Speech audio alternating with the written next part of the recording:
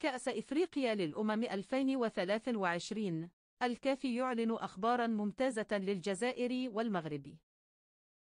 كشف الاتحاد الإفريقي لكرة القدم عن أخبار مثيرة لعشاق كرة القدم في الجزائر والمغرب. وأعلن الهيئة القارية أنها ستؤمن البث الحصري لجميع مباريات بطولة كأس الأمم الإفريقية المقبلة كان 2023 عبر منصتها، وتحديدا على حسابها على تويتر.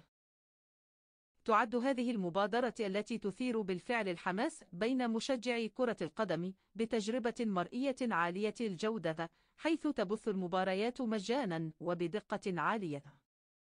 بالإضافة إلى ذلك يقدم تعليقا متعدد اللغات لتلبية توقعات جمهوره بشكل أفضل، مع توفر المعلقين باللغة الفرنسية أو العربية أو الإنجليزية. يمثل هذا القرار خطوة كبيرة إلى الأمام في مجال إمكانية الوصول والتغطية الإعلامية للأحداث الرياضية في إفريقيا، من خلال تقديم بث حصري على منصته. يهدف الكاف إلى التقريب بين المشجعين من القارة الإفريقية وخارجها، وبالتالي السماح لجمهور أوسع بمتابعة جميع مباريات هذه النسخة 34 من الجماهير الإفريقية.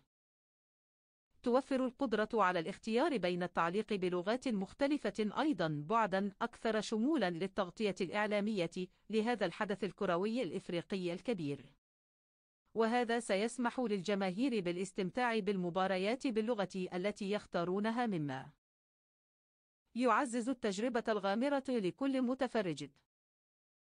وقد قوبل هذا الإعلان بحماس كبير من قبل مشجعي كرة القدم في الجزائر والمغرب، الذين يسعدهم أن يتمكنوا من متابعة جميع مباريات كأس الأمم الإفريقية 2024 بجودة بصرية مثالية وتعليقات تتكيف مع تفضيلاتهم اللغوية.